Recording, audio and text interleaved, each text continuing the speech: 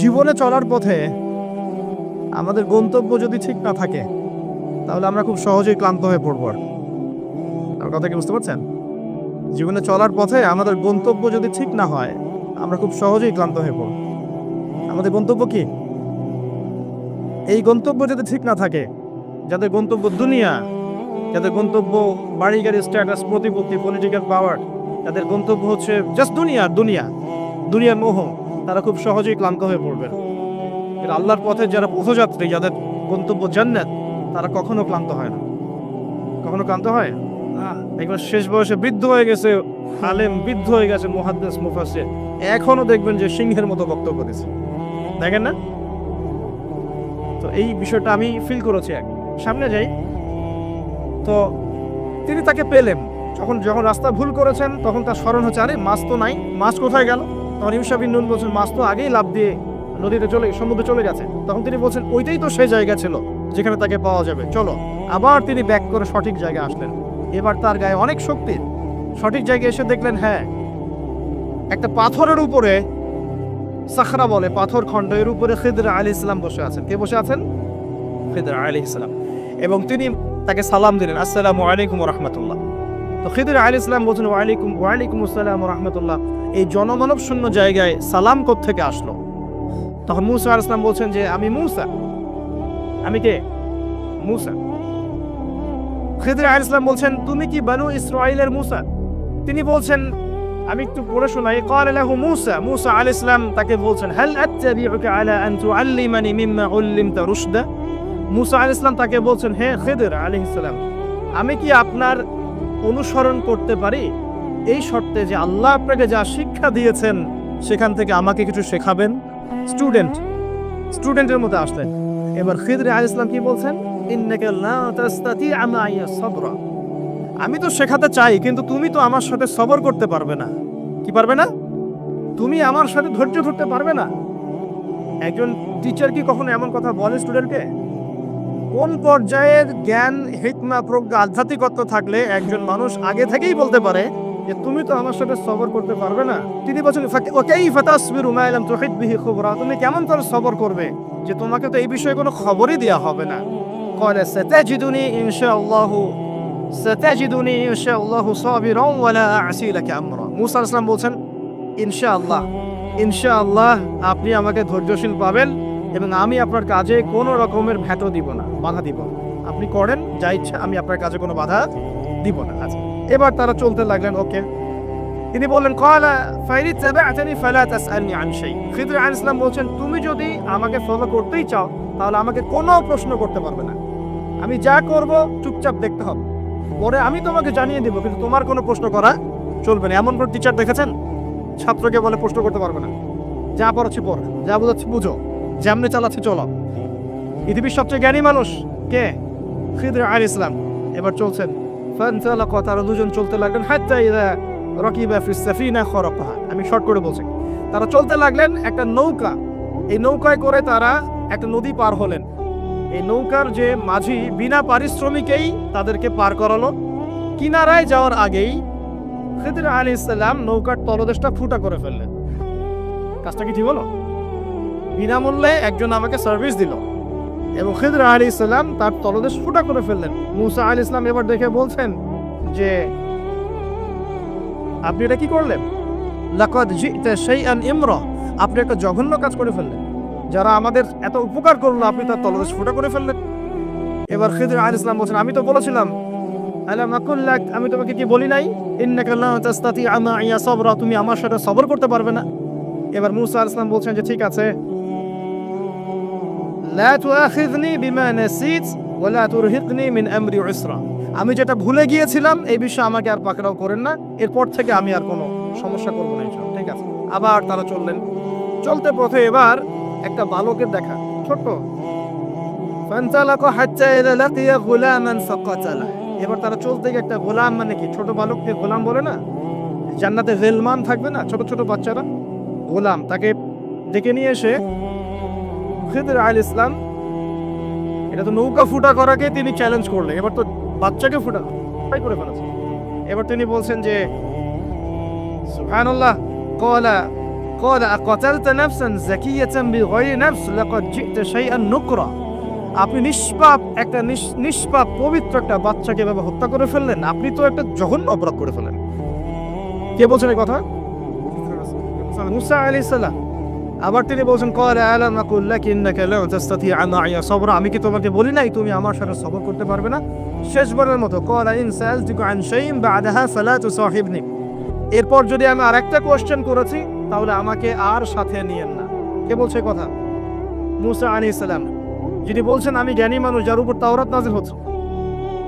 এবার ফানতালাকা, তারা চললেন, হাত্তা ইযা আতায়া আহলা ক্বারিয়াতিন ইসতাতআমা আহলাহা ফাআবাউ আন ইউদাইফুহুমা ফাওয়াজাদা ফিহা জিদারান ইউরিদু আন ইয়ানকাদ্দা ফাআকামা ক্বালা লাউ শি'তা লাত্তাখাযতা আলাইহি আজরা।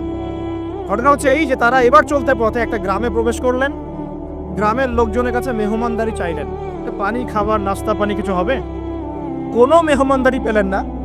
অনেকটা আমাদের দ্য সিটি অফ আখিরুজ্জামানের মতো আর কি, আমাদের হচ্ছে পশ্চিমা সভ্যতার যে বস্তুবাদী জীবন ব্যবস্থা, প্রতিবেশীকে খোঁজ নেওয়ার সময় নাই, ভিক্ষুক আসলে মাফ করো মাফ করো।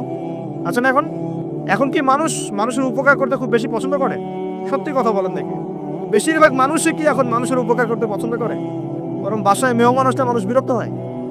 বাসায় মেহমান আসলে কি হয়? মানুষ বিরক্ত হয়, মুখে না বললেও মনে মনে বিরক্ত হচ্ছে, কবে যাবে?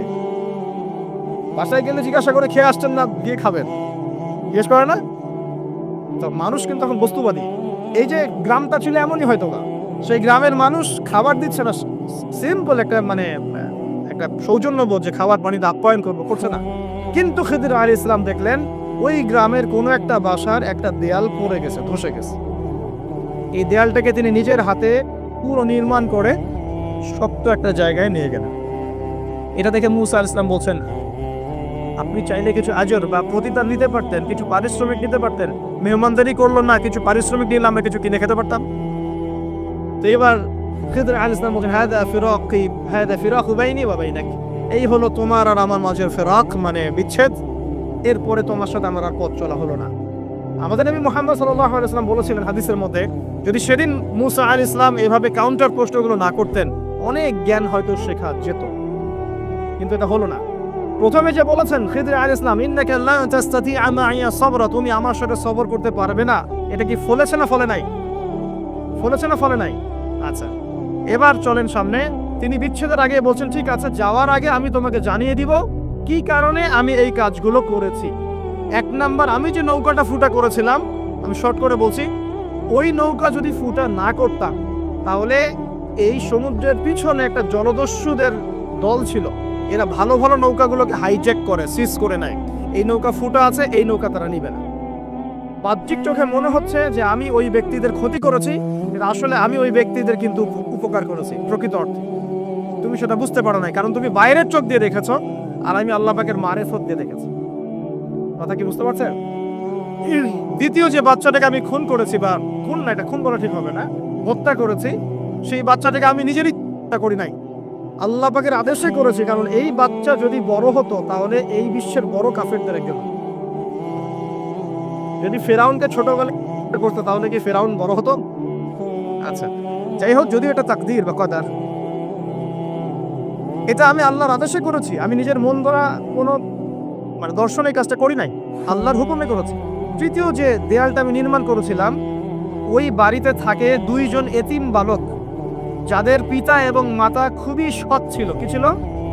সৎ ছিল। এখানে একটা ছোট্ট কথা বলে দিই, আমি যদি পিতা মাতা হিসেবে সৎ হই, নেককার মুত্তাকি পরেজগার হই, আমাদের বংশধরদের ভালো মন্দ দেখার দায়িত্ব আল্লাহ পাকের। খিদর আলাইহিস সালাম বহু বছর পর সেখানে এসেছেন, পিতামাতা অনেক আগেই মারা গেছেন। খিদর আলাইহিস সালামের হাতে এতিম বালকের খেদমত আল্লাহ পাক করে দিলেন। বুঝতে পারছেন কথা? এতিম দুই বালকের এই দেয়াল ছিল, এই দেয়ালের নিচে ওই দুই এতিম বালকের পৈতৃক রেখে যাওয়া কিছু সম্পত্তি আছে মাটির নিচে। যদি দেয়াল নির্মাণ না করতাম, মানুষ ওই সম্পদ নিয়ে চলে যেত। এখন দেয়াল দিয়ে আমি এটাকে শক্ত করে দিয়েছি, এরা যখন বড় হবে তখন সেই সম্পদ পাবে। তো বাহ্যিকভাবে তোমার কাছে মনে হয়েছে আমি বিনা পারিশ্রমিকে অহেতুক একটা কাজ করছি, কিন্তু সত্যিকার অর্থে আল্লাহর হুকুমে আমি সেটা দেখেছি যা তুমি দেখতে পারো নাই, আমি সেটা বুঝেছি যা তুমি বুঝতে পারো নাই। এরপরে তাদের বিচ্ছেদ হয়ে যায়। আমি আপনাকে একটু দেখাই যে এখানে দেখুন 3টা ক্ষেত্রেই মূসা আলাইহিস সালাম বাহ্যিকতাকে প্রাধান্য দিয়েছেন, কিন্তু খিদর আলাইহিস সালাম ইন্টারনাল আইজ বা আমরা যেটাকে বলি ইন্টারনাল অবজারভেশন, এটাকে প্রাধান্য দিয়েছেন। আপনি আর আমি যদি খিদর আলাইহিস সালামের মতো মুত্তাকি, পরহেজগার, জ্ঞানী, নিরহংকারী এবং বিনয়ী হতে পারি, কোরআন এবং সুন্নাহর মানদণ্ড চর্চা করে ইখলাস ঠিক রেখে, নিয়াত ঠিক রেখে শুধুমাত্র আল্লাহ পাকের সন্তুষ্টির জন্যে আল্লাহর পথে দাওয়াতের কাজ, মেহনতের কাজ, দিনের প্রচারের কাজ করতে পারি, ইনশাআল্লাহ তাআলা আপনার যদি হৃদয়টা কলবুন সালিম হয়, কলবের মধ্যে নূর থাকে, আল্লাহর মারিফত থাকে, ইনশাআল্লাহ আপনি এমন কিছু দেখবেন যে সবাই দেখবে না। আপনি এমন কিছু শুনবেন সবাই শুনবে না। আপনি এমন কিছু উপলব্ধি করবেন যা সবাই করতে পারছে না। এখানে 3টা ক্ষেত্রেই খিদর আলাইহিস সালাম এমন কিছু দেখেছেন, বুঝেছেন যা মূসা আলাইহিস সালাম করেন নাই। পৃথিবীর সবচেয়ে জ্ঞানী মানুষের এক্সাম্পল আপনাকে দিচ্ছে। এই 3টা ঘটনা আপনি কি বুঝলেন? বাহ্যিকতা আর রিয়েলিটি, মানে যেটা দেখা যাচ্ছে বাহ্যিক চোখ দিয়ে, আর রিয়েলিটি বাস্তবতা এক জিনিস না। দেখেন খিদর আলাইহিস সালাম কিন্তু একদিনে একা একা হয়নি। প্রথমত আল্লাহ পাক তার সম্পর্কে কি বলেছেন একটা কথা বলে দিই। আল্লাহ পাক বলছেন যে তিনি আল্লাহর একজন বান্দা ছিলেন, ফাওয়াজাদা আবদান, তিনি আল্লাহর একজন বান্দা ছিলেন, মিন ইবাদিনা, আল্লাহর বহু বান্দাদের মধ্যে তিনি একজন আল্লাহর বান্দা ছিলেন। কে? খিদর আলাইহিস সালাম। আতাইনাহু রাহমাতাম মিন ইনদিনা, খিদর আলাইহিস সালামকে আমি আমার পক্ষ থেকে রহমত দিয়েছিলাম। আল্লাহর পক্ষ থেকে কি দিয়েছেন আল্লাহ পাক? রহমত, দয়া। আপনি দয়ালু না হতে পারলে, আপনি যদি দয়ালু না হতে পারেন তাহলে আল্লাহর সেই মারিফত, নূর আর জ্ঞান পাবেন না। তো আগে মানুষের প্রতি, উম্মার প্রতি, সবার প্রতি দয়ালু হতে হবে। তো হ্যাঁ, সবাই আমার ভাই, সবাই আমার উম্মার অংশ, আমি সবার কল্যাণ চাই, কেউ আমার শত্রু নয়। একটা দয়ালু মনোভাব তো লাগবে আগে। নিজের আগে মনে করেন আমি হকের ডিলার, জান্নাতের ডিলার, তোমাদের লিজ লাগলে আসো নিয়ে যাও, তাহলে তো সমস্যা। মনের মধ্যে যদি হিংসা আর বিদ্বেষ, পরশ্রীকাতরতার, অহংকারের এসব বিষ বাষ্প পুষে রাখেন, তাহলে খিদর হবেন কিভাবে? নূর পাবেন কিভাবে? মারিফত অর্জন করবেন কিভাবে? আর হক বাতিল চিনবেনই বা কিভাবে? নিজে চিনবেন না, মানুষকে চেনাবেন কিভাবে? এই কারণে দেখবেন যে ওয়ার্ল্ড অ্যাফেয়ার্স নিয়ে কোনো কথা বললে বলে ভবিষ্যৎবাণী করছে, অথচ এটা বাস্তব বর্তমান, সেটা খেয়াল নাই। যেটা বাস্তব বর্তমান সেটাকে ভবিষ্যৎ মনে করছে। পুরো ওয়ার্ল্ডের ইকোনমিক সিস্টেম একটা ভয়ঙ্কর ভঙ্গির মুখে আছে। বড় বড় যারা ইকোনমিক্স, যারা মিলিটারি অ্যাফেয়ার্স নিয়ে পড়াশোনা করেন, তারা বলছেন যে এই বিষয়গুলো ওয়ার্ল্ডের সামনে দাঁড়িয়ে আছে।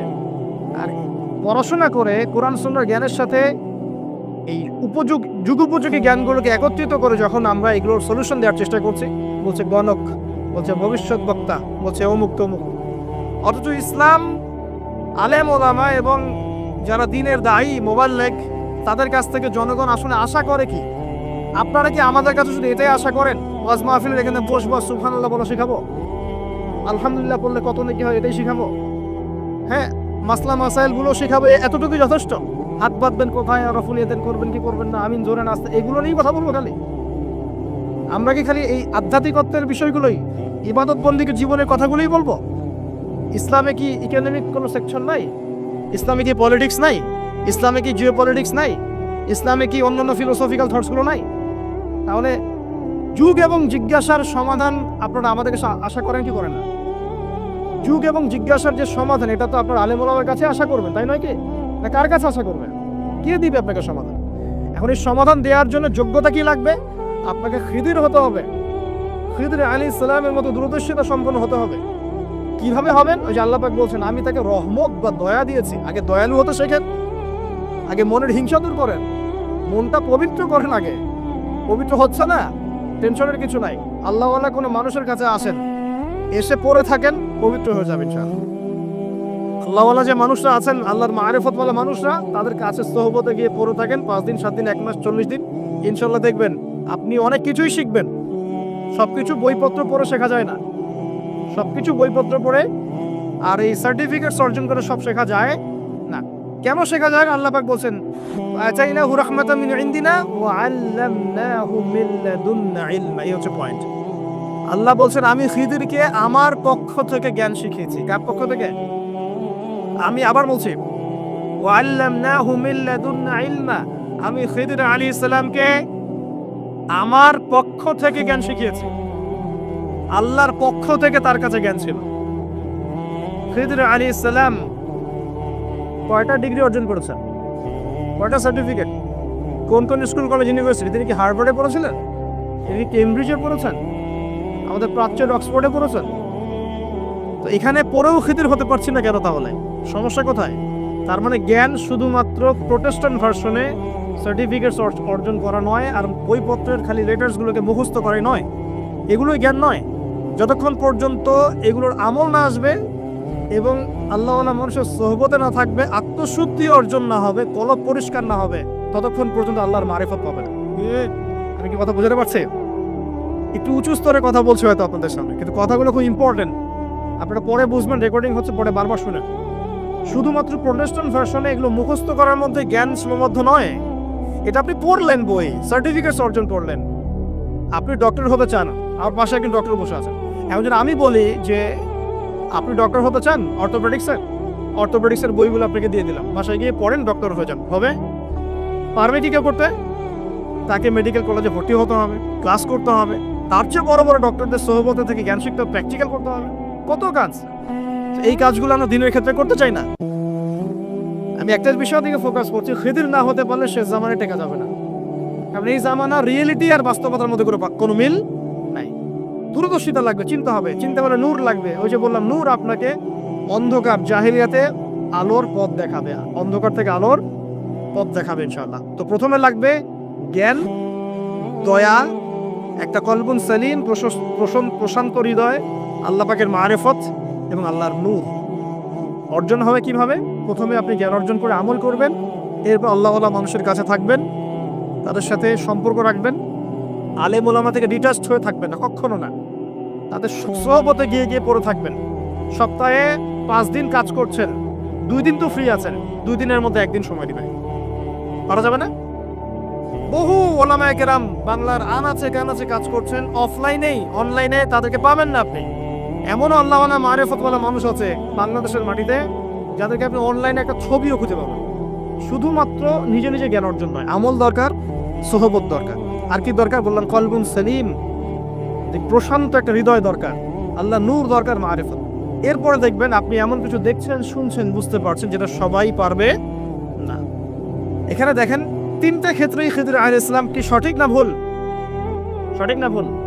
আচ্ছা, এখন তার কাজগুলোকে মূসা আলাইহিস সালামের কাছে কি মনে হচ্ছিল, সঠিক না ভুল?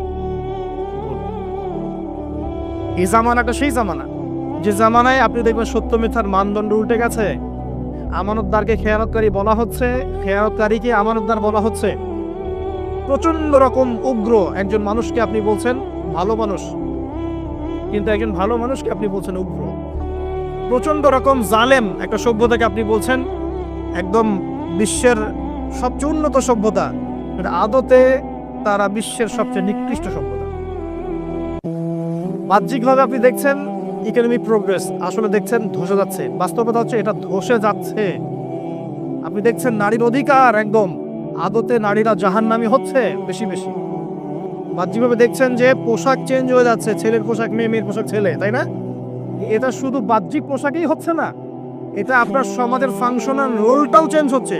সমাজের ফাংশনাল রোলের মধ্যে মেয়ে ছেলের জায়গায় আসছে, ছেলে মেয়ের জায়গায় আছে। ভিতর থেকে দেখা শেখেন, আপনি ভিতর থেকে দেখা শেখেন। দেখছি আমরা উম্মার জন্য অনেক কিছু করে ফেলছি, কিন্তু আদতে আমরা এখন ঐক্যবদ্ধই হতে পারছি না। আমরা সবাই মিলে একটা জায়গায় আসতেই পারছি না এখনো। এই প্রজন্মের মেয়েরা দেখবেন পর্দাটাকে ব্যাকডেটেড সিনটিক্স মনে করে, চুল খোলা রেখে গেঞ্জি টি শার্ট পরে বাইরে ঘুরতে যারা পরিমাণ লজ্জাবোধ কাজ করে, যারা পরিমাণ। বিভিন্ন অকেশন আসলে দেখবেন মোমবাতি জ্বালিয়ে অগ্নি পূজা শুরু করে দেয়। হ্যাঁ, এবং কোনো কোনো ক্ষেত্রে সংস্কৃতির নামে এমন কিছু শিরকি কাজ করে যেগুলো সাথে ইসলামের কোনো সম্পর্ক নেই। এরা জীবনে প্রতিষ্ঠিত হওয়াকে, বাইরে একটা ডিগ্রি সার্টিফিকেটকে নাজাতের ওসিলা মনে করে ফেলে। নামাজ, রোজা, হজ, যাকাত, ইসলামিক কালচারগুলা তাদের কাছে মনে হয় এগুলো শেষ বয়সের কাজ, এই বয়সে কোনো দরকার নেই। আমরা একটা অসুস্থ প্রজন্ম তৈরি করে যাচ্ছি। আপনি সালাম দিয়ে দেখেন উত্তর দেয় না, সালাম দিলে সাই বোধ করে, সালাম দিতে মনে হেড হয়ে যাচ্ছে। কি লজ্জা, সালাম দিতে কি লজ্জা। দেখবেন হ্যালো হাউ আর ইউ, পশ্চিমারা যা যা করে হুবাহু ওদের কাটপেস্টে লাইফ লিড করে। জুমার নামাজও ঠিক মতো পড়তে যান। আমরা কি প্রজন্ম তৈরি করছি চিন্তা করে দেখবেন। মাদক, এই যে একটু আগে স্যার বলে গেলেন না, ম্যাক্সিমামই অল্প কিছু মানুষ বাদ দিয়ে, যারা একটু ধর্মকর্ম চর্চা করে, এইসব মানুষ বাদ দিয়ে ম্যাক্সিমামই মাদকের সাথে সম্পৃক্ত। আমি দেখাচ্ছিলাম প্রিয় ভাইয়েরা এবং পর্দার বোনেরা যারা আছেন যে আমাদের সায়েন্সগুলো কিন্তু চলে আসছে। এখন এই প্রজন্মের দায়িত্ব কিন্তু আপনার হাতে। এই প্রজন্মের দায়িত্ব কার হাতে বলেন? এই শহরের দায়িত্ব কার হাতে? শুধু কি আলেম ওলামার হাতে? শুধু কি প্রশাসনের হাতে? এই শহরকে আপনি পাপমুক্ত করবেন কিভাবে? আপনাদের আমাদের কোনো ভূমিকা নাই? কি যে হচ্ছে কল্পনা করতে পারছে না। একটা চিত্র দেখছেন না, লাখ লাখ ছেলে দাঁড়িয়ে একটা পর্দার সামনে দাঁড়িয়ে আছে, গোল কখন হবে এই জন্য দেখছেন না? মিডিয়াগুলো প্রমোট করছে না? বাপখারা এমন যে কত সুখে আছি আমরা, তাই না? কি সুখ আমাদের। খেলা হচ্ছে, আমরা গোল গোল চিল্লাচ্ছি। খেলছে কোন টিম, সেই টিম আমাকেও চিনে না, আমার দেশের নামও জানে কিনা আল্লাহু আলাম। আমরা মাতামাতি করছি মাশাআল্লাহ, আমরা মারামারি করছি, কেউ মার্ডার হচ্ছে, কেউ আবার শোকে স্ট্রোক করে মারা যাচ্ছে, তাই হচ্ছে না? এমন কেন জাতিগতভাবে? আমরা এমন কেন হলাম জাতিগতভাবে? আমাদের কোনো ব্যক্তিত্ব নাই, আমাদের কোনো গায়রত নাই। আমাদের তো যুদ্ধের হিস্ট্রি আছে, আমাদের বীরত্বের হিস্ট্রি আছে, আমাদের ভাষা আন্দোলন হিস্ট্রি আছে। দেশের কনসেপ্ট বাদ দিয়ে ইসলামের কনসেপ্টে যদি বলেন, আমরা তো তারেক বিন জিয়াদের উত্তরসূরি, বিন কাসিমের উত্তরসূরি, খালিদ বিন ওয়ালিদ, উমর ইবনে খাত্তাবের উত্তরসূরি। আমাদের কোনো গায়রত নাই। পশ্চিমারা একটা কিছু লঞ্চ করবে, সবাই নাচানাচি করবে, আমরা সেখানে গা ভাসিয়ে দিব। কিছু কিছু মুসলিম কান্ট্রি ওগুলোতে জয়েন হবে, আমরা মনে করবো এটা হালাল হয়ে গেল। অনলাইনে দেখলাম একজন লিখেছেন, আরেকজন বক্তব্য দিচ্ছেন, রাসূলুল্লাহ সাল্লাল্লাহু আলাইহি ওয়াসাল্লামও তো নাকি তার স্ত্রীর সাথে খেলাধুলা করেছেন। রাসূল সাল্লাল্লাহু আলাইহি ওয়াসাল্লাম তার স্ত্রীর সাথে দৌড় প্রতিযোগিতা করেছেন রাতের অন্ধকারে। মসজিদ নববীর মধ্যে ঈদের দিন উৎসব পালন করা হয়েছে নববীর মধ্যেই। এটার সাথে আপনি ফিফার দলিল টানছেন? এটা দিয়ে আপনি ফিফাকে জায়েজ করতেছেন? এখানে তো জুয়া হচ্ছে। একটা মুসলিম কান্ট্রি কাতার যা অ্যারেঞ্জ করেছে, এই অ্যারেঞ্জমেন্টটা অন্য আগের সব অ্যারেঞ্জমেন্টের চেয়ে বেটার, কারণ সে তার মধ্য দিয়ে ইসলামের প্রচার করার চেষ্টা করেছে, সে তার জায়গা থেকে চেষ্টা করেছে। কিন্তু মন্দের ভালো, এর চেয়ে ভালো কিছু করা সম্ভব ছিল না এখানে। সে যতদূর পর্যন্ত পেরেছে ট্রাই করেছে, এবং সে কিন্তু ছোট রাষ্ট্র হলেও অনেক বড় বড় ওয়ার্ল্ড অ্যাফেয়ার্সের বিষয়ে সে মাথা কামায়। আমাদের ঢাকার সমান আয়তন হবে কিনা সন্দেহ আছে, ঢাকা বিভাগের সমান হয়তো আয়তন হবে। সে ওয়ার্ল্ডের বড় বড় জিওপলিটিক্যাল বিষয়ে সে মাথা ঢুকায় এখন। হ্যাঁ, সে তার সর্বোচ্চ চেষ্টা করেছে, কিন্তু এর মধ্য দিয়ে যে সারা বিশ্বে কোটি কোটি যুবক তাদের হায়াত নষ্ট করছে, তাদের যৌবন নষ্ট করছে, তাদের রাতের ঘুম ইবাদত নষ্ট করছে, হ্যাঁ, আপোষে দ্বন্দ্ব লিপ্ত হচ্ছে, বিধর্মীদের কালচার ফলো করছে, ওদের ফ্ল্যাগ টাঙাচ্ছে। আমার দেশের মধ্যে, স্বাধীন সার্বভৌম রাষ্ট্রের মধ্যে অন্য একটা রাষ্ট্রের পতাকা তুলবো কেন? আমার গায়রত নাই? ওরা কি তাদের দেশে আমার পতাকা তোলে কিনা? আমাদের ব্যক্তিত্ব কোথায় চলে গেল? এগুলোকে আমরা টেকনিক্যালি আবার মিডিয়াতে জায়েজ করার চেষ্টা করছি, যে নবী সাল্লাল্লাহু আলাইহি ওয়াসাল্লাম তো দৌড় প্রতিযোগিতা করেছেন, হ্যাঁ, তারপরে মসজিদ নববীর মধ্যেও তো এরকম খেলাধুলা হয়েছে। এগুলো ছিল চিত্ত বিনোদনমূলক। যদি আমি একা একা সকালবেলা উঠে ফজরের নামাজের পরে এই মাঠটাকে 10 রাউন্ড দেই, এটা আমার জায়েজ না? না জায়েজ? জায়েজ। এই খেলাকে কেন্দ্র করে তো জুয়ার আসর বসাতে পারবেন না, এটাকে কেন্দ্র করে তো সমকামিতা প্রমোট করতে পারবেন না, এটাকে কেন্দ্র করে আপনি lakh lakh billion billion dollar খরচ করতে পারবেন না তো। অথচ আপনার পাশেই প্রতিবেশী রাষ্ট্র ইয়েমেন না খেয়ে মারা যায়, আমাদের পাশেই মিডল ইস্টের পাশেই প্রতিবেশী রাষ্ট্র সিরিয়া না খেয়ে শিশুরা মারা যাচ্ছে। প্রতিবেশী না খেয়ে থাকে, আমি পেট ভরে খাই, আমি মুমিন নাকি? প্রতিবেশী না খেয়ে থাকে, আমি পেট ভরে খাই, আমি কি মুমিন নাকি? আর সারা বিশ্ব এই দিকে মানুষকে ফোকাস করে রেখেছে, বিশ্বের একটা অংশ এই দিকে ফোকাস করে দেখে তাদের এজেন্ডাগুলো ঠিকই বাস্তবায়ন করছে না। রমজান মাস আসে, দেখবেন রমজান মাস যখনই আসে দেখবেন যে নির্যাতন বেড়ে যায় উম্মার উপর। যে সময়ে উম্মার ইকোনমিক অবস্থা ভালো না, সামরিক অবস্থায় তাদের মুখোপেক্ষী হয়ে থাকতে হচ্ছে, যে সময় আমাদের ভিতরে পলিটিক্যাল বিরোধগুলো দেখা দিচ্ছে, আমরা ইউনাইটেড হতে পারছি না, যে সময় যুব সমাজরা মাদকে আসক্ত হয়ে আছে, পর্নোগ্রাফিতে আসক্ত হয়ে আছে, দিনের ইলম কালাম অর্জন করছে না, নামাজ ঠিক মতো পড়ছে না, কোরআন তেলাওয়াত করা শিখছে না, যে সময়ে ইভেন আলেমন আমাদের মধ্যে ঐক্য দেখা যাচ্ছে না, যে সময়ের মধ্যে আমরা পরিবারগুলোর ভাঙন দেখতে পাচ্ছি, আমাদের পরবর্তী প্রজন্ম কোন পরিবেশে বড় হবে সেই নিশ্চয়তা দিতে পারি না, যে পরিবেশে একটা 5 বছরের ছোট্ট বাচ্চা আয়াতে কেটে টুকরা টুকরা করে ফেলা হয়, এইখানে আমরা বসে বসে রং তামাশা দেখতেছি টিভির সামনে বসে। এই সমাজটা পরিবর্তনের দায়িত্ব আমাদের কারো ঘাড়েই নাই। শুধু কি পলিটিশিয়ানদের দায়িত্ব? শুধু কি প্রশাসনেরই দায়িত্ব? আমাদের সবাইকে নাকে তেল দিয়ে ঘুমানোর জন্য পৃথিবীতে আসছি? এই যুব সমাজ তো জানেই না, বোঝেই না ওদেরকে কি কারণে এই পৃথিবীতে পাঠানো হয়েছে। সে যে মুসলিম, তার যে দায়িত্ব কর্তব্য আছে, আল্লাহ পাক যে তাকে সৃষ্টি করেছেন তার ইবাদত করার জন্য এবং আল্লাহর জমিনে দিনটার প্রচার প্রসার ঘটানোর জন্য, তার কোনো ফিকির আছে? একটা পর্দার সামনে দাঁড়িয়ে এসে আধা ঘন্টা, 1 ঘন্টা, 1.5 ঘন্টা সময় নষ্ট করে ফেললো, তার ফিজিক্যাল কোনো উপকারও কিন্তু নাই। আছে কি অবস্থা, মানে মিডিয়া যে কি প্রমোটটা করতেছে, মেয়েদেরকে ফেসবুকে ঢুকলে মেয়েদেরকে দেখবেন যে মেসি মেসি করে পাগল হয়ে বলছে আর্জেন্টিনার পতাকা গায়ে দিয়ে যে আপনি মেসিকে পেলে কি করতেন। এক মেয়ে বলছে আমি কিস করতাম। তোর জামাই হয়তো, হ্যাঁ ওর জামাই না? তাহলে মানে কি কি শেখাচ্ছি আমরা মানুষকে? একটু ভালো করে লক্ষ্য করে দেখেন। আমার মেয়ে, মনে করেন আপনার মেয়ে আছে না, আপনার মেয়েকে আপনি 5 বছর 7 বছর হয়তো বাসায় টাইটলি আপনি মানুষ করতে পারবেন।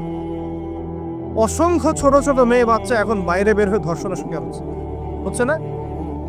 কোন সমাজে আপনি আপনার সন্তানকে রেখে যাচ্ছেন চিন্তা করবেন না একটু? আমরা একা একা যদি ভালো মানুষ হতে চাই পারবো না তো। আমি আমার মেয়েকে কতদিন পর্যন্ত বাসায় বন্দি করে রাখবো? সে যখন বাইরে যাবে কি দেখবে? বাইরে দেখবে প্রতারণা, বাইরে দেখবে মিথ্যা, বাইরে দেখবে ধর্ষণ, বাইরে দেখবে ইফটিজিং, বাইরে বেপরদামি, বাইরে অশ্লীলতা। আপনার ছেলে বড় হয়ে এগুলো শিখবে? ছোট্ট একটা বাচ্চা আমাদের বাসায় আছে, গালে হাত দিলে হাসে, আমি তাকায় থাকি আর ভাবি যে 5 বছর হাস আগে, 5 বছর পরে যখন তুই দুনিয়াটা বুঝতে শিখবি অটোমেটিক হাসি বন্ধ হয়ে যাবে। কোন জায়গায় আপনি বাচ্চাকে রেখে যাচ্ছেন চিন্তা করে দেখে একবার। একটা ছোট্ট বাচ্চার ইজ্জতের কোনো গ্যারান্টি পাচ্ছি না আমরা। মানুষ কোন জায়গায় চলে গেছে দেখেন। মাদক অ্যাভেলেবল হয়ে গেছে, পর্নোগ্রাফি দেখে না 5% ছেলেও পাওয়া যাবে না। আর যারা পর্ন দেখে ভিতর থেকে এরা পশু হয়ে গেছে, এর কাছে একটা বাচ্চাকে দিলেও সে রেপ করে রেখে দিবে। চিন্তা করে দেখেন না, বিগত 50 বছরে ধর্ষণের সংখ্যা বেড়েছে না কমেছে? কি পরিমাণ বেড়েছে, বেড়েছে কি পরিমাণে? পর্নোগ্রাফির পরিমাণটা কি পরিমাণ বাড়ছে? মাদক কি পরিমাণে বেড়েছে? এখন এই দায়িত্ব তো শুধু প্রশাসনের না, শুধু পলিটিশিয়ানদের না, আমাদের সবার দায়িত্ব আছে তো। আমরা যদি যার যার জায়গা থেকে দায়িত্ব পালন করতে আজকে পিছুপা হয়ে যাই, বিশ্বাস করেন আগামী 10-20 বছর পরে আমাদের সন্তান একটা ভয়ঙ্কর বিশ্ব দেখবে আসে। ওরে এমন একটা বিশ্ব দেখবে যার দুঃস্বপ্নের মতো কল্পনাই করে নাই। আল্লাহ আমাদেরকে বোঝার তৌফিক দান করুন। আমি হয়তো কিছুটা ইমোশনাল হয়ে বেশি কথা বলে ফেললাম, ভুল ত্রুটি হলে মাফ করবেন। সামনে আসেন।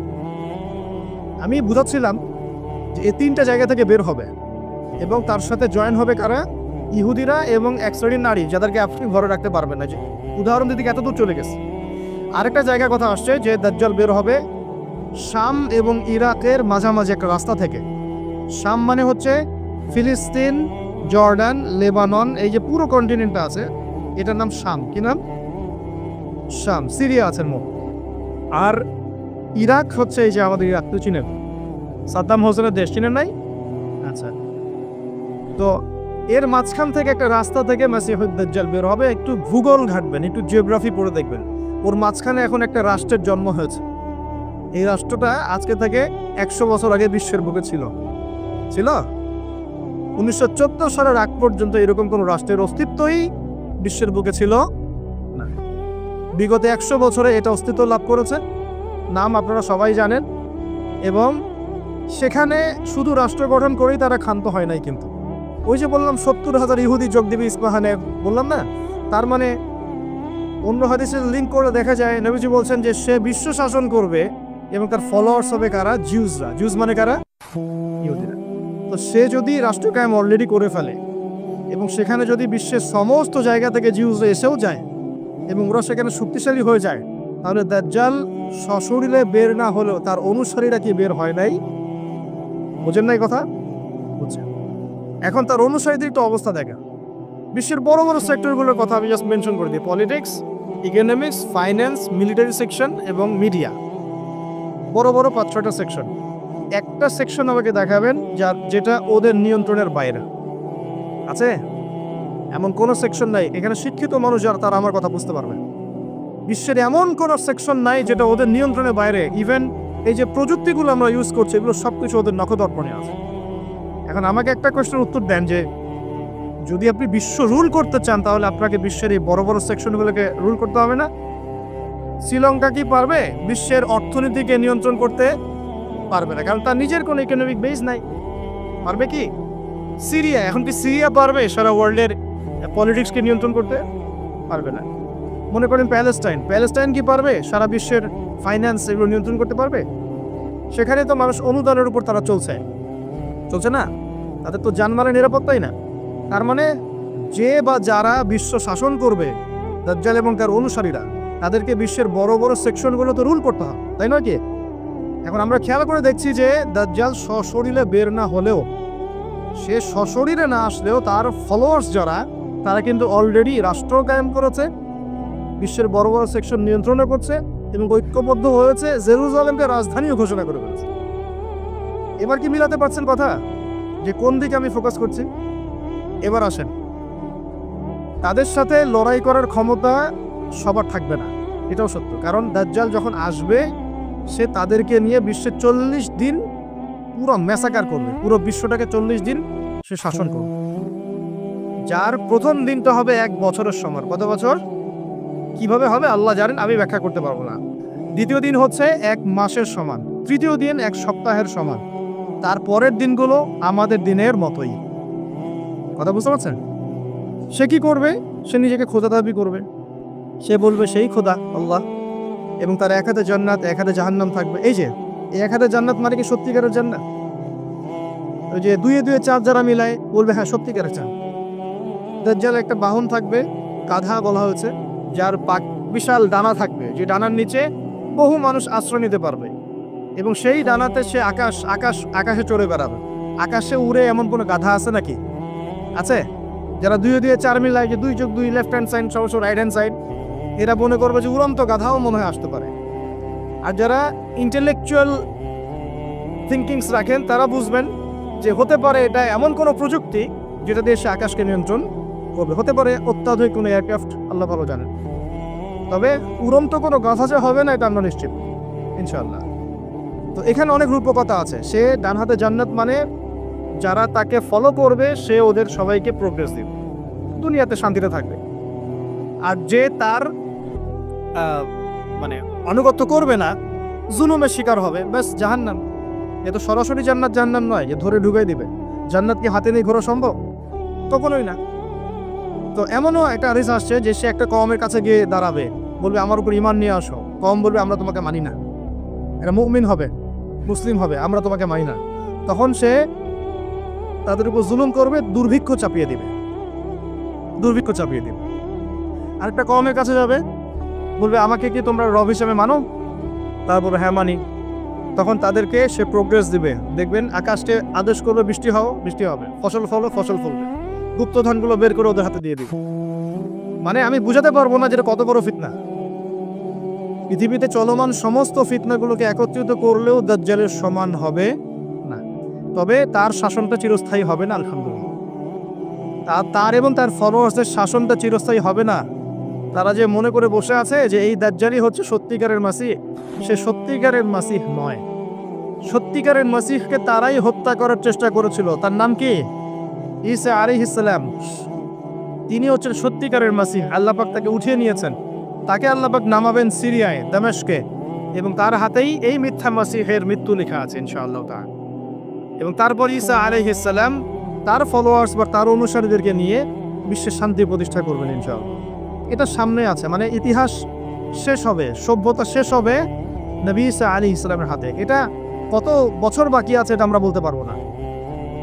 হতে পারে 100 বছর, হতে পারে 1000 বছর, আমরা জানি না, আল্লাহ ভালো জানেন। কিন্তু একটা জিনিস আপনাকে ফোকাস করতে হবে যে সে সশরীরে বের না হলেও তার অনুসারীরা কিন্তু সারা বিশ্বাসকে শক্তিশালী।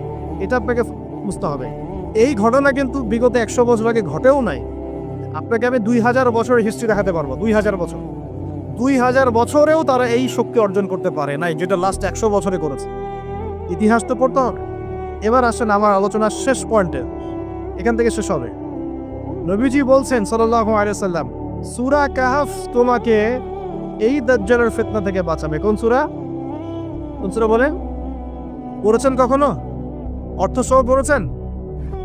একটা সুসংবাদ আপনার জন্য। নবীজি বলছেন সাল্লাল্লাহু আলাইহি ওয়াসাল্লাম, কোন ব্যক্তি যদি সূরা কাহফের প্রথম 10টা আয়াত মুখস্থ করে বা শেষের 10টা আয়াত মুখস্থ করে বা এই দুটোই 20টাই করেন, ইনশাআল্লাহ আপনার জীবদ্দশায় যদি দাজ্জাল বের হয় সে আপনার কোনো ক্ষতি করতে পারবে না।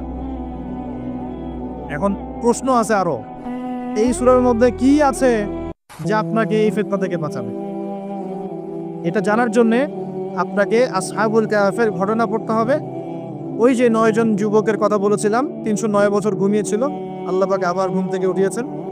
ডিটেলস বলার সময় নেই, বাসায় গিয়ে পড়বেন।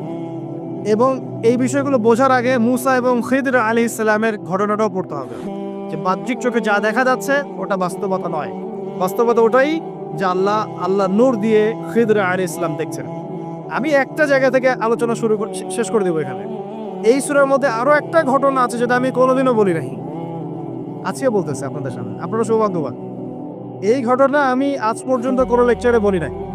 সূরা কাহফে আরো একটা বিষয় আছে যেটা আপনাকে চেনাবে যে দাজ্জালের সভ্যতাগুলো কেমন হয়। একটু মনোযোগ দেন প্লিজ, 10 মিনিট দেখুন। এই সূরার মধ্যে 4টা ঘটনা আছে। কয়টা? একটা হচ্ছে আসহাবুল কাহফের, একটা যুলকারনাইন আলাইহিস সালাম, একটা মুসা এবং খিদর আলাইহিস সালামের, আর একটা হচ্ছে এই ঘটনা, 2 বন্ধুর ঘটনা যা আমি কোনো লেকচারে এখনো বলি নাই।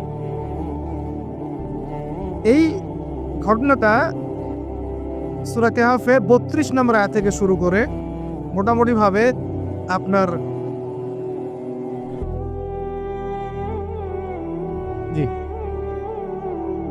32 থেকে শুরু করে মোটামুটি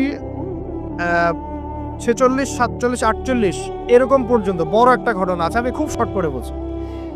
আল্লাহ পাক এই সূরার মধ্যে একটা বিস্ময়কর ঘটনা বলছেন। 2 বন্ধুর, কয়জন বন্ধু? এক বন্ধু প্রচন্ড ধনী, এমন ধনী যে আল্লাহ পাক তাকে বড় বড় বাগান দিয়েছেন, খেজুরের, আঙ্গুরের, হ্যাঁ, বিশাল বিশাল বাগান। এবং তার মধ্য দিয়ে নদী চলছে। নদী, একটা নদী চলে যাচ্ছে ভিতর দিয়ে, 2 পাশে বাগান। তাহলে কত বড় প্রপার্টি চিন্তা করেন, একটু চিন্তা করেন। আমরা তো বিঘা আর এই যে শতকের হিসাব করি না। আল্লাহ বলছেন যে 2টো বিশাল জান্নাত দিয়েছিলাম তাকে, মানে বাগান দিয়েছিলাম, ফলের বাগান, মাঝখান দিয়ে নদী প্রবাহিত হচ্ছে। এবং প্রত্যেক বছর 2 বার করে এই জায়গায় ফসল ফলতো, প্রচুর ফসল হতো। তো এত ধন সম্পদ পাওয়ার পরে এই বন্ধু, মানে এই ব্যক্তি, তার এক গরিব বন্ধুকে নিয়ে এই বাগানে ঢুকেছে। ঢুকে হাঁটাহাঁটি করছে, গল্পগুজব করছে। গল্পগুজব করার এক পর্যায়ে গিয়ে এই ধনী বন্ধু বলে ফেলছে, কি বলছে? সে বলছে যে আনা আকসারু মিনকা মালা ওয়া আ'আসসু নাফারা। হে আমার দোস্ত শোনো, আমি তোমার চাইতে মালে এবং সম্পদে অনেক সেরা। কে বলছে এটা? এই ধনী বন্ধু। আমরা কি এরকম কথা বলি না? এই ধনী বন্ধু হচ্ছে বস্তুবাদী মানুষ, মানে বাড়ি গাড়ি, টাকা কড়ি, স্ট্যাটাস, এটাই তার কাছে সবকিছু। বুঝতে পারছেন কথা? সে তার বন্ধুকে বলছেন, তুমি তো গরিব, আমি তোমার চেয়ে অনেক সেরা টাকায়, পয়সায়, ধন দৌলতে। এমন মানসিকতা আমাদের মধ্যে আছে না অনেকের? আচ্ছা, এবার সে আরো বলছে যে ওয়াদাখালা জান্নাতাহু ওয়া হুয়া যালিমুল লিনাফসি। সে তার জান্নাতে প্রবেশ করলো, তার নফসের উপর সে জুলুমও করে বসলো। কিভাবে জুলুম করলো? এভাবে সে বলছে, ক্বালা মা আযুন্নু আন তাবিদা হাদিহি আবাদা। কে বলছে এটা? এই ধনী বন্ধু। সে বলছে, হে আমার গরিব বন্ধু শোনো, আমি মনে করি না, আমি বিশ্বাসই করি না, আমি মনে করি না যে আমার এই প্রপার্টি কখনো ধ্বংস হয়ে যাবে। আমি এটা বিশ্বাস করি না। বুঝতে পারছেন? ওই যে আমি পরকালে বিশ্বাস করি না, কিয়ামতে বিশ্বাস করি না, আখিরাতে বিশ্বাস করি না, কোন সভ্যতার বলতেন? আচ্ছা, সে বলছে যে মা আযুন্নু আন তাবিদা হাদিহি আবাদা। আমি বিশ্বাস করি না, আমি মনে করি না যে এই প্রপার্টি কখনো ধ্বংস হতে পারে। ওয়া মা আযুন্নু সাআতা কায়িমা। আর আমি এটাও মনে করি না যে কিয়ামত কখনো হবে। বুঝতে পারলেন কথা? আমি এটাও বিশ্বাস করি না যে কিয়ামত কখনো হবে। তার মানে শেষ করছি আমি। তার মানে কি? এই বন্ধুটা বস্তুবাদী না, সে পরকালে বিশ্বাস করে না, কিয়ামতে বিশ্বাস করে না। সে তার ধন সম্পত্তির মোহে এত আসক্ত হয়ে গেছে যে সে মনে করে যে এটা কখনো আমার থেকে যাবে না। এমন চিন্তা আমাদের মধ্যে আছে না? এই চিন্তাটাকে আধুনিক পরিভাষায় বলা হয় মেটেরিয়ালিজম। কি বলা হয়? মানে বস্তুবাদ। মানে কি? বস্তুবাদ মানে ভোগবিলাস, বাড়ি গাড়ি, টাকা পয়সা, মত্ত থাকা, পরকাল বলে কিছু নাই। এই যে মেটেরিয়ালিজম। এখন এই বন্ধুটা বলছে, গরিব বন্ধু, একটু মনোযোগ দেন প্লিজ। এই বন্ধুটা বলছেন, গরিব বন্ধু যে গরিব বন্ধুটা তাকে বলছে, আকাফারতা বিল্লাযী খালাকাকা মিন তুরাব, হে আমার ধনী বন্ধু, তুমি কি সেই সত্তার সাথে কুফরি করছো যে তোমাকে মাটি থেকে সৃষ্টি করেছে? সুম্মা মিন নুতফা, এরপর তোমাকে মায়ের গর্ভে নুতফা আকারে রেখেছিলেন। সুম্মা সাওয়াকা রাজুলা, এরপর তোমাকে এই পুরুষের আকৃতি দিয়েছেন। তুমি কি সেই সত্তা আল্লাহকে অস্বীকার করছো? মানে কিয়ামতকে অস্বীকার করার মধ্য দিয়ে তুমি আল্লাহকে অস্বীকার করছো কি? ওয়ালাউলা ইয দাখালতা জান্নাতুক, তুমি যখন তোমার জান্নাতে ঢুকলা তুমি এটা কেন বললা না যে লা কুওয়াতা ইল্লা বিল্লাহ, মাশাআল্লাহ, লা কুওয়াতা ইল্লা বিল্লাহ, মাশাআল্লাহ, আল্লাহ পাক কি চমৎকার জান্নাত আমাকে দিয়েছেন, লা কুওয়াতা ইল্লা বিল্লাহ, আল্লাহ ছাড়া কোনো শক্তি সামর্থ্য নাই, এমনটা কেন বললে না? এমনটা না বলে কেন এইটা বললা যে ওমা আযুন্নুস সাআতা কায়িমা, আমি বিশ্বাস করি না যে কখনো কিয়ামত হবে, আমি বিশ্বাস করি না যে এইটা কখনো ধ্বংস হবে, এমনটা কেন বললা? তুমি কেন কুফরি করো না? এরপর যেটা হয়েছে, আল্লাহ রাব্বুল আলামিন এই যে বন্ধু, গরিব বন্ধু, তাকে দুনিয়া এবং আখিরাতে বিশাল নেয়ামত দিয়ে দিয়েছেন, আর এই ধনী বন্ধুর জান্নাতটাকে আল্লাহ পাক এক রাতের মধ্যে ধ্বংস করে রেখে দিয়েছে। এক রাতের মধ্যে পুরো জান্নাতকে ধ্বংস। পরের দিন সকালে সে এসে দেখে যে এটা কোন জায়গায় আসলাম, তা আমার বাগান বাগিচা বলে মনে হচ্ছে না। সে হাত কসলাচ্ছিল এবং বলছিল, কোরআনে ভাবে বলছে, হাত কসলাচ্ছিল আর বলছিল যে হায় আমি যদি আমার রবের সাথে শিরকটা না করতাম, হায় আমি যদি আমার রবের সাথে কুফরি না করতাম, তাহলে আজকে আমার এই অবস্থা হয়তো হতো না। এই ঘটনাটা ঠিক পরে আল্লাহ পাক বলছেন, ওয়াদরিব লাহুম মাসালাল হায়াতিদ দুনিয়া, হে নবী মুহাম্মদ সাল্লাল্লাহু আলাইহি ওয়াসাল্লাম, তুমি এবার তোমার উম্মতের কাছে দুনিয়ার দৃষ্টান্তটা পেশ করো। দুনিয়ার দৃষ্টান্তটাও ঠিক এরকমই, এই ফসলের ক্ষেতের মতোই। প্রথমে বৃষ্টিপাত হয়, ফসল সবুজ হয়, মানুষ খুব পুলকিত হয়ে যায়, কি চমৎকার ফসল ফলেছে। এরপর সেই গাছগুলো হলুদ হয়ে যায়, তারপর সেগুলো খড়কুটা হয়, চুলায় চলে যায়। এই হয় না? এই গল্পটার সাথে, ঘটনার সাথে দুনিয়ার জীবনে মিল আছে না? এটা কোন সূরায় আছে? কাহফে। আর এই সূরা আপনাকে দাজ্জাল থেকে বাঁচাবে না? এখানে আপনার হিদায়াত শোনেন, দাজ্জাল এবং তার অনুসারীরা এবং ওই সমসাময়িক ফিতনাময় যুগে বেশিরভাগ মানুষ বস্তুবাদী হয়ে যাবে, হয়ে যায় নাই?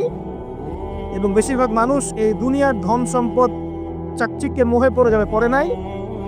পড়েছে কিনা? পড়েছে। এবং শুধু তাই নয়, তারা পরকালীন কনসেপ্টগুলোকে অস্বীকার করা শুরু করবে। ওই যে বললাম, আল্লাহ, ফেরেশতা, মালায়েকা, আখিরাত, এগুলো কিছু বিশ্বাস করবে না, মানুষকে ধর্মহীনতার দিকে নিয়ে যাবে। এটা নিয়ে যাচ্ছে না? এই তিনটা জিনিস খুব চলছে সমাজে এখন। একটা হচ্ছে এলিমিনেশন, মানে আল্লাহর কনসেপ্টটাকে বাদ দিয়ে দেওয়া। একটা হচ্ছে মেটেরিয়ালিজম, মানে বস্তুবাদিতা। একটা হচ্ছে চ্যালেঞ্জ এগেইনস্ট রিলিজন, ধর্মর এগেইনস্টে চ্যালেঞ্জ করা। এগুলো চলছে না এখন? দেখুন, দাজ্জালের সভ্যতায় এগুলো হবে। এর সাথে আপনার বর্তমান সময়ের মিল কোথায়?